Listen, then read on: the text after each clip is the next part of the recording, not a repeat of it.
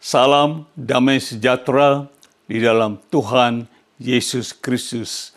Ya, kami dari Great Commission Gospel Ministry, yaitu Pelayanan Injil Amanat Agung. Dan kami saat ini berlokasi di Los Angeles, California, USA atau Amerika Serikat. Dan nama saya ialah Pendeta Cornelius Ritiau. Ya, hari ini hari yang baru, kita sekali lagi bersama akan mendengar firman Tuhan. Tapi sebelum kita mendengar firman Tuhan, mari kita bersama berdoa. Bapa di dalam surga, terima kasih pada saat ini kami akan mendengar firman-Mu. Ampuni segala dosa dan salah kami, supaya kami boleh mendengar firman-Mu dan menyimpan dalam hati kami, dan kami pakai dalam hidup kami. Oleh sebab itu, tolong Tuhan, bersihkan hati kami, supaya firman-Mu boleh layak tinggal di hati kami ini. Ampuni lagi dosa salah hamba, kiranya Roh Kudus boleh memimpin hamba, memenuhi hamba, sehingga setiap kata-kata hamba yang akan hamba ucapkan pada saat ini dipenuhi Roh Kudus dan dipimpin oleh Roh Kudus demi kemuliaan-Mu. Di dalam nama Tuhan Yesus Kristus, hamba telah berdoa. Dan kita semua katakan, amin. Dan saudaraku, saya ada note seperti biasa. Note-nya mengatakan seperti ini. Kita hidup di saat keadaan dunia sudah semakin dekat dengan hari kiamat. Betul? Saudara rasa tidak? Sudah peperangan dan sebagainya, bumi, ada bencana alam dan sebagainya. Dan seperti yang dikatakan oleh Alkitab bahwa kasih kebanyakan orang menjadi dingin pada akhir zaman ini. Bahkan manusia sangat mengasihi dirinya sendiri. Bukan juga hanya mengasihi diri sendiri, firman Tuhan mengatakan mereka juga, kita manusia menjadi hamba uang. Menjadi hamba uang. Nah, selanjutnya saya taruh, jadi khotbah atau pelajaran firman Tuhan hari ini ialah untuk mengingatkan atau menyadari semua kita sebagai umat Kristen bahwa kasih itu sangat penting. Kasih itu sangat penting. Ini orang-orang mungkin berpikir, oh kasih itu tidak penting. Kita akan pelajari hari ini. Oleh itu saya taruh judul, saudaraku. Judulnya mengatakan pentingnya kasih. Pentingnya kasih. The importance of love. Sebelum kita masuk poin nomor 1, kita akan melihat sekali lagi ada note saya taruh seperti ini. Alasan atau sebab dari kedatangan Tuhan Yesus Kristus dalam dunia ini ialah karena Allah mengasihi semua manusia di dunia ini yang telah jatuh ke dalam dosa. Termasuk juga siapa? Anda dan saya. Kita semua tidak terkecuali, firman Tuhan katakan kita telah jatuh ke dalam dosa, bahkan kehilangan kemuliaan Allah. Dengan itu kita akan masuk poin nomor 1. Poin nomor 1 ialah kasih Allah.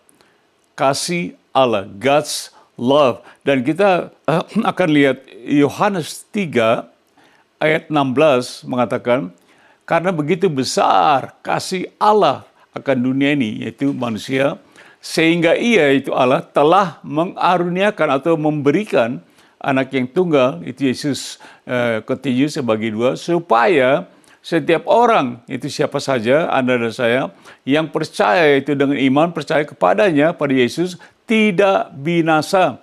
Binasa artinya kematian kekal, saudaraku. Melainkan beroleh hidup yang kekal selama-lamanya. Itu hidup kekal. Nah, coba kita lihat notanya, saya taruh seperti ini, saudaraku. Saya yakin dan sangat percaya bahwa Yohanes 3 ayat 16 merupakan satu ayat di dalam Alkitab yang mana banyak orang telah sangat familiar. Saudara tahu tidak? Saudara juga tahu, oh Yohanes 3 ayat 16 semua hafal. Tetapi pertanyaannya ialah, apakah kita sungguh-sungguh mengerti akan makna dari ayat ini? Banyak kita hafal, kita baca, tapi kita tidak sungguh-sungguh menyimak atau merenungkan ayat ini. Selanjutnya saya taruh, sedangkan Alkitab mengajarkan bahwa semua manusia, termasuk Anda dan saya, telah berdosa dan telah kehilangan kemuliaan Allah, seperti saya katakan tadi. Tetapi walaupun demikian, Allah tetap mengasihi manusia dengan memberikan Yesus anaknya yang tunggal kepada manusia. Luar biasa ya. Jadi inilah kasih Allah. Dia tahu kita manusia berdosa, tapi tetap dia memberikan anak yang tunggal di Tuhan Yesus. Dan nanti selanjutnya saya taruh, ini namanya kasih tanpa pamrih. Yaitu kasih tanpa melihat kesalahan, bahkan dosa manusia. Karena manusia telah membangkang terhadap perintah Allah. Mereka melawan perintah Allah sehingga jatuh ke dalam dosa. Kita tahu Adam melawan perintah Allah. Ya, kita tahu ceritanya. Dengan itu kita akan masuk poin nomor 2. Saudara, poin nomor 2 ialah perintah Yesus. Perintah Yesus. Kita akan baca Yohanes pasal 15 ayat 10 dan 17. Ini Yesus berkata, "Jikalau kamu menuruti perintahku," perintah Yesus, "kamu akan tinggal di dalam apa? Di dalam kasihku. Seperti aku," yaitu Yesus, "menuruti perintah Bapakku dan tinggal di dalam kasihnya." Luar biasa, Tuhan Yesus tinggal dalam kasih Bapa. Kita baca ayat 17. "Inilah perintahku." Inilah apa? Perintahku. Tuhan Yesus berkata. Perintah Yesus bukan permintaan tapi atau saran. Ini perintah Yesus. Kalau saran kita nggak usah, ya boleh bikin boleh tidak ya, atau permintaan. Tapi ini perintah Yesus kepadamu, aku perintahkan kepadamu, kasihilah apa? Seorang akan yang lain. Ini perintah, saudaraku, bukan saran, bukan permintaan, tapi perintah Tuhan Yesus, kasihilah seorang akan yang lain. Kita akan lihat notnya seperti notnya. Menurut Tuhan Yesus Kristus, kasih adalah apa? Perintah, bukan sekedar saran atau permintaan saja. Bukan diminta kita mengasihi, tapi perintah. Tetapi perintah yang harus dipatuhi khususnya oleh jemaatnya. Jemaat itu termasuk Anda dan saya, jemaat Kristus. Kita diberi perintah, saudaraku, untuk mengasihi. Not selanjutnya, jadi pertanyaannya bukan apakah kita seorang Kristen, bukan itu.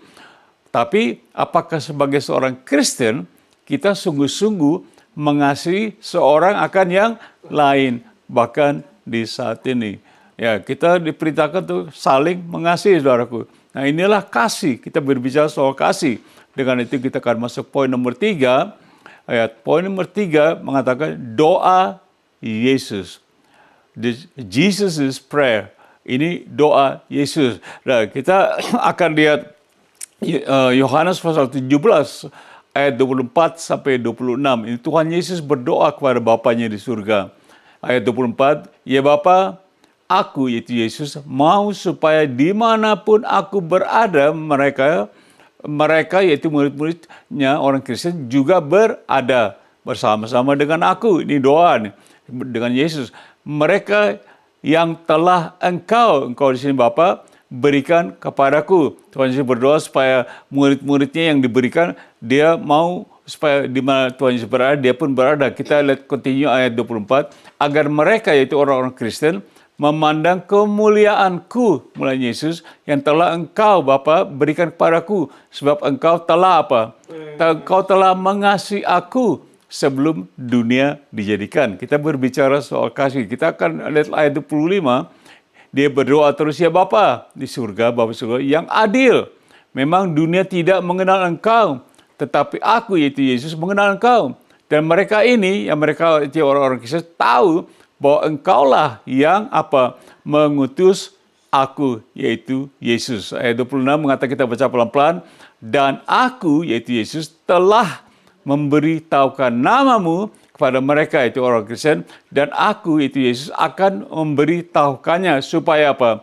Supaya kasih yang engkau berikan kepadaku ada di dalam mereka dan aku di dalam mereka. Itu orang-orang Kristen. Ini Tuhan Yesus berbicara supaya kasih yang diberikan Bapa ada di dalam kita. Dan Tuhan Yesus juga ada di dalam kita. Karena kasih luar biasa. Kita akan lihat notnya, saudaraku. Bagi Tuhan Yesus, kasih begitu penting. Sehingga dia berdoa kepada Bapa di surga agar kasih yang telah diberikan kepada Yesus ada juga di dalam orang-orang Kristen. Tuhan Yesus berdoa, dia minta Bapa supaya Bapanya mengasihi dia, kasih itu juga ada di dalam kita orang-orang Kristen. Ya, dengan itu kan masuk poin nomor 4, saudaraku. Poin nomor 4, yang terbesar ialah kasih. The greatest is love. Yang terbesar adalah kasih. Coba kita lihat dari Korintus, 1 Korintus pasal 13, ayat 13, Rasul Paulus mengatakan, demikianlah tinggal ketiga hal ini, yaitu apa? Iman, pengharapan, dan kasih. Dan yang paling besar diantaranya ialah kasih. Dalam bahasa Inggris, the greatest is love. So ada iman, there's faith, pengharapan, hope, and love. Dan the greatest is love. Coba nota kita seperti ini, yang mengatakan, memang iman dan pengharapan itu penting sekali, saudaraku. Kita harus hidup dengan iman dan punya pengharapan, betul? Tetapi kasih itu jauh lebih penting, bahkan jauh lebih besar daripada iman dan pengharapan. Dan kita akan lihat Paulus mengatakan 1 Korintus 13 ayat 1-3. Ini kita baca dengan pelan-pelan supaya saudara mengerti tentang kasih. Sekalipun aku, itu Paulus katakan, sekalipun aku dapat berkata-kata dengan semua bahasa manusia dan bahasa malaikat, tetapi jika aku tidak mempunyai apa? Jika aku tidak mempunyai kasih, aku sama dengan gong yang berkumandang dan canang yang bergemerincing. Artinya tonnya gong itu lama-lama hilang. Ting-ting-ting-ting, nggak ada artinya, saudara, gitu. Kita baca ayat 2-nya. Sekalipun aku, Paulus katakan, mempunyai karunia untuk bernubuat. Wah, luar biasa ya. Kita semua mau punya karunia bernubuat. Tapi Paulus katakan, walaupun kita punya kasih karunia bernubuat, dia berkata seperti, maaf, ada gangguan teknik. Ya, mempunyai kasih gong dan karunia bernubuat ya di sini. Sekalipun karunia untuk bernubuat, dan aku mengetahui segala apa rahasia dan memiliki seluruh pengetahuan. Wow, kita baca continue ayat 2. Dan sekalipun aku memiliki iman, wow, yang apa? Sempurna untuk memindahkan gunung. Nah, semua orang mau punya iman memindahkan gunung yang sempurna ya. Tetapi jika aku tidak mempunyai apa? Kasih, aku sama sekali tidak berguna. Coba kita baca ayat 3 yang mengatakan, dan sekalipun aku membagi-bagikan segala sesuatu. Wah, ini kita pelayanan pada akhir zaman ini, bagi-bagi segala sesuatu yang ada padaku, bahkan menyerahkan tubuhku untuk dibakar. Wow, luar biasa. Tetapi jika aku tidak mempunyai apa? Kasih, sedikit pun tidak ada faedahnya bagiku. Firman Tuhan. Penting nggak kasih? Di sini kita lihat begitu kasih itu penting, sehingga Paulus mengatakan, wah, aku biar hebat-hebat apa kalau aku nggak punya kasih, sama juga percuma saja ya. Coba kita lihat, saya taruh note seperti ini, saudaraku. Alkitab mengajarkan kalau kasih itu begitu penting, sehingga kalau kita tidak memiliki kasih, maka hidup apa kekristenan kita sama sekali tidak berfaedah dan sama sekali tidak berguna. Wow. Kalau sampai sini mungkin Anda berpikir, Pak Retiau, saya harus mempunyai kasih. Karena apa? Tuhan mengasihi saya harus saling mengasihi. Walaupun saudara hebat, saudara seorang penginjil, pengkhotbah, bernubuat, punya iman sebagainya, bagi saudara saya tidak punya kasih, kita sama juga gong, seperti gong, saling bermincing, nggak ada gunanya. Kita harus saling mengasihi. Nah, dengan situ kita akan masuk poin nomor 5. Saya suka gambar ini, saudara. Saya mau pergi ke situ, pelayanan menginjil. Luar biasa gambar ini, saya suka. Oke, poin nomor 5. Apa itu kasih? What is love? What is love? Kita akan lihat dari Korintus, pertama Korintus pasal 13 ayat 4-7. Nah, di sini kita akan melakukan satu yang agak berbeda. Kita akan pakai nama sendiri, nama kita dari ayat 4-7. Nama kita sendiri. Misalnya, kasih itu sabar, kasih itu murah hati. Nah, kasih ini kita ganti nama kita sendiri ya. Cornelius itu sabar. Cornelius itu apa? Murah hati. Betul? Cornelius tidak cemburu. Cornelius tidak memegahkan diri dan tidak sombong. Wah, pribadi jadinya, apa betul saudara dan saya sabar, kasih itu murah hati dan sebagainya. Ayat 5-nya kita seperti ini. Ia, kita ganti nama ya. Ia itu Cornelius tidak melakukan yang tidak sopan dan tidak mencari keuntungan diri sendiri. Ya, ganti nama lagi. Cornelius tidak pemarah dan tidak menyimpan kesalahan orang lain. Nah, dan Anda pakai nama sendiri ya. Saya pakai nama saya, Cornelius ya. Anda ganti pakai nama sendiri ya. Coba kita ayat 6. Anda pakai ya. Cornelius tidak bersukacita karena ketidakadilan, tetapi karena kebenaran. Amin, saudaraku. Nah, ini kasih. Cornelius menutupi segala sesuatu, percaya segala sesuatu, mengharapkan segala sesuatu, sabar menanggung segala sesuatu. Siapa? Cornelius. Wah, kita kan baca notnya, saya taruh seperti ini, saudaraku, notnya. Setelah membaca ayat-ayat ini, apalagi dengan memakai nama sendiri, betul? Saudara tadi pakai nama sendiri tidak? Ya, pakai nama sendiri. Apakah ayat-ayat ini sungguh mengenai kita dan merubah kepribadian atau karakter kita masing-masing saat ini? Rasa nggak, saudara? Ya, contohnya ya, saudara sabar nggak? Banyak orang Kristen saya lihat sering hilang sabar, saudaraku. Sering cepat naik darah hatinya, begitu, saudaraku. Tapi ayat tadi mengatakan inilah kasih. Dia tidak sombong, wah, nggak congkak dan sebagainya, kita sudah baca. Nah, kita baca contoh Matius 5, 43-44. Contoh nih, kita baru baca tentang kasih ya. Tuhan Yesus katakan ini. Nah, ini Tuhan Yesus berkata, kamu telah mendengar firman, kasihilah apa? Sesamamu manusia dan bencilah musuhmu. Nah, ini normal. Kita mengasihi orang yang sama manusia, tapi benci musuh. Biasa toh, kemana-mana ada musuh, kita benci sama musuh. Tapi misalnya kalau Anda membenci musuh saya, Anda adalah teman saya, ya tidak. Tapi kalau Anda mengasihi musuh saya, Anda adalah musuh saya juga. Jadi Tuhan Yesus bilang kalau kamu mendengar kasih samamu dan bencilah musuhmu, itu sudah biasa, normal. Coba 44 Tuhan Yesus bilang ini. Tetapi, nah, aku itu Yesus berkata kepadamu apa? Kasihilah apa? Siapa musuhmu dan berdoalah bagi mereka yang menganiaya kamu. Wah, agak susah Tuhan Yesus. Agak sulit loh. Tadi kita baru bicara di atas tadi Korintus itu. Kasih adalah sabar, murah hati dan sebagainya. Sekarang kalau kita hanya mengasihi teman, musuh nggak bisa dikasih, Tuhan Yesus nggak setuju.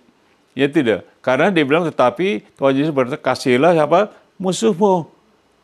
Dan berdoalah bagi mereka yang menganiaya kamu. Saya percaya kita semua punya musuh, ya tidak? Kita adalah orang yang kita di mana, di tempat kerja lah, di main olahraga, di mana saja, di rumah, sekeliling rumah, ada musuh. Saya taruh note seperti ini. Note-nya saya taruh. Saya sungguh-sungguh percaya bahwa perkataan Tuhan Yesus di ayat-ayat di atas tadi adalah sangat mudah untuk apa? Didengar saja atau dibahas. Mudah tidak? Tetapi sangat sulit untuk dilakukan. Ya kan terang sulit dong. Tiba-tiba saudara lagi bawa mobil pulang dari gereja di jalan tol, diserempet orang bagaimana? Iya, sebenarnya agak sedikit marah gitu ya. Tapi Tuhan Yesus katakan, kasihilah siapa? Musuhmu. Orang yang menganiaya, orang membenci. Ya, saya tidak tahu apakah di hari-hari Natalan ini mau tahun baru biasanya maaf lahir batin dan sebagainya. Mungkin Anda pada saat ini memikirkan, oh Pak Garitio ada satu orang yang saya kurang suka gitu. Kalau saudara orang percaya, orang Kristen, firman Tuhan bilang kita harus mengasihi. Penting. Buat Tuhan Yesus penting kok. Apalagi buat kita ya tidak. Makanya diajarkan ini. Ya, ini kasarnya kita kan lihat. Yaitu judulnya tadi apa? Pentingnya Kasih. Penting tidak? Penting kasih. Dia lebih penting makanya dari iman dan kita punya pengharapan. Kita belajar dari kasih Allah nomor 1, nomor 2 perintah Allah. Itu kasih perintah.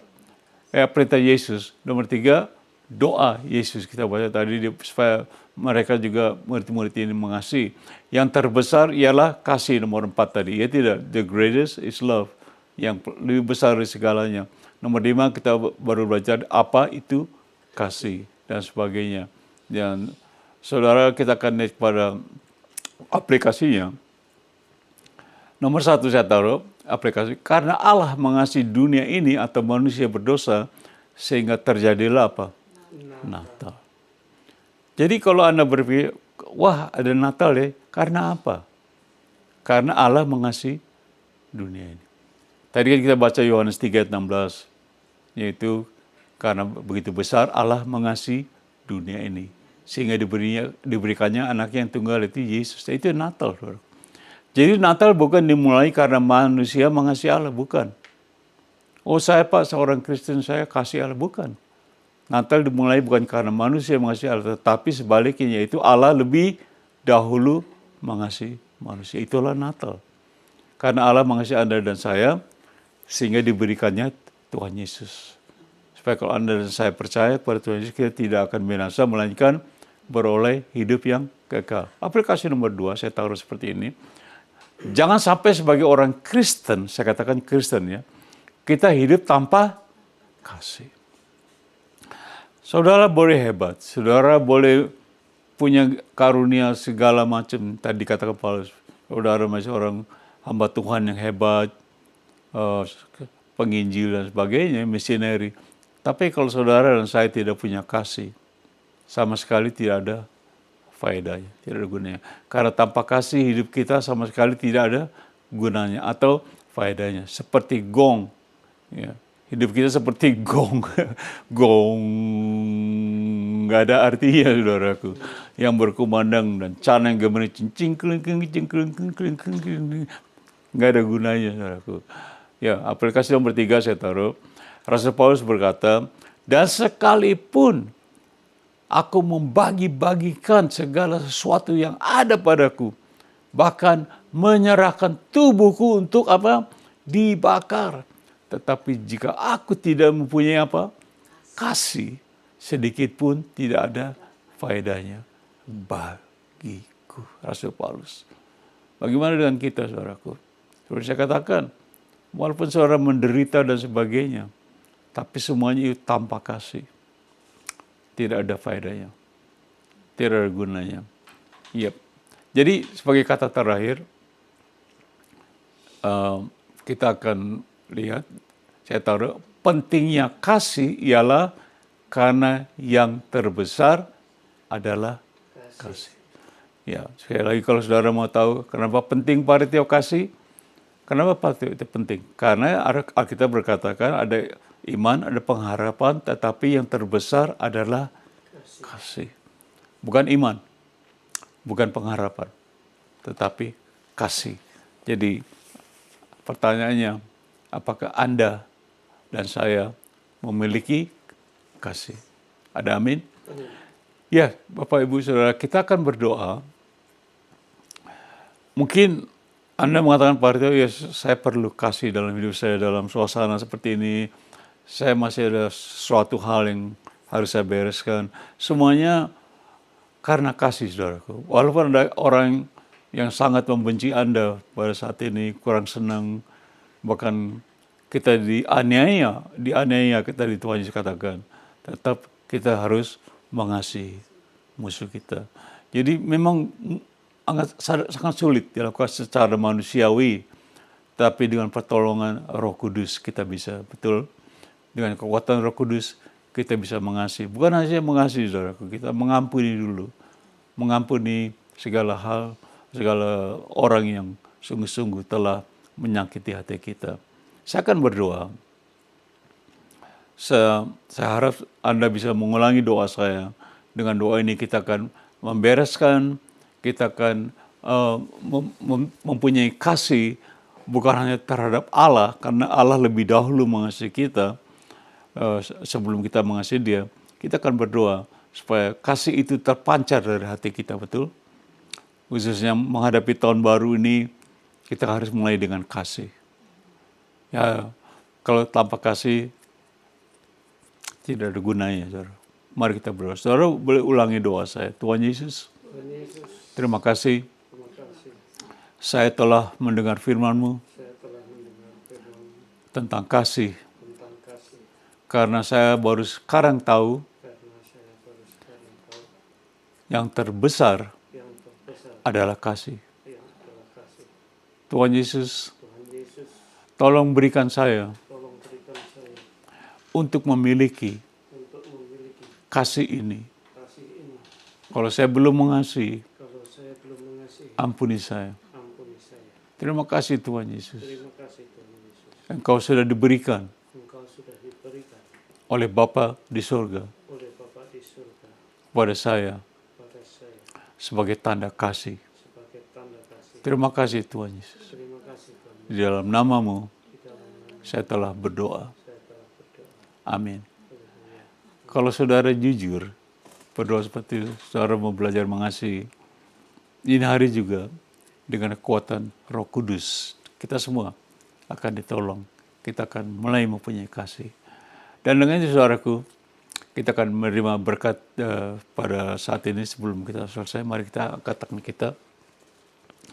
Kiranya kasih Bapa yang sangat besar dan seluruh anugerah di dalam Tuhan Yesus Kristus dan segala persekutuan, bahkan kekuatan melalui Roh Kudus, dan kiranya damai sejahtera dari Tuhan Yesus menyertai kita sekalian dari saat ini sampai selama-lamanya.